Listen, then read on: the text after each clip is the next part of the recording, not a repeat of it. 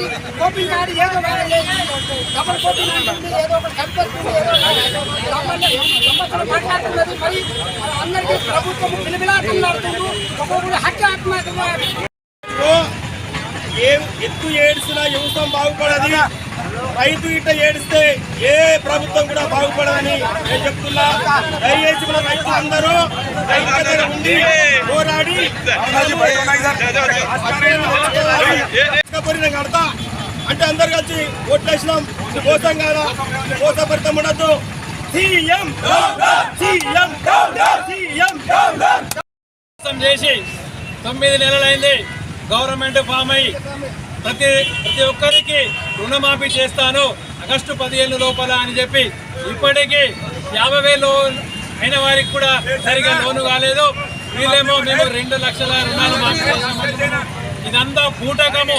ఏదో నామినల్గా ప్రతి ఊరిలో 5-10 మందికి తప్ప ఏ విలేజ్ లో కూడా 100% రుణమాఫీ కాలేదు.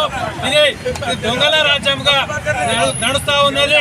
పబ్లిక్ ని అందరినీ చూతుకుమంచి 9 నెలలు అవుతుంది కానీ ఇప్పటి వరకు రుణమాఫీ అనేది సరిగా చేయలేరు.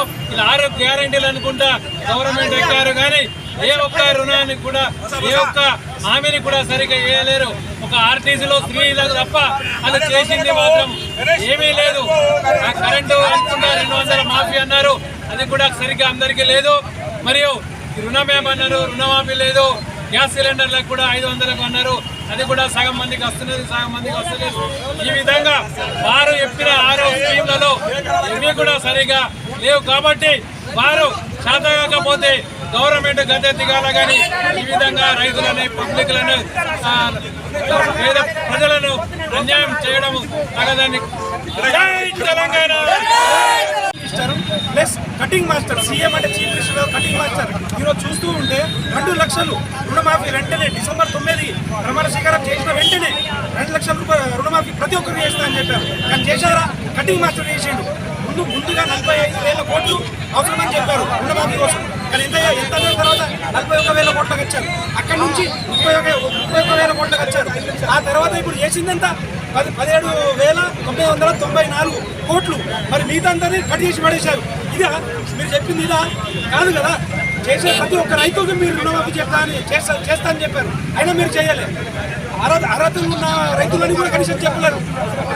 ఊరిలో 100 మంది ఉంటే 100 మందిలో 46 మందికే మాత్రం మాఫీ అయింది, మిగతా 54 మంది.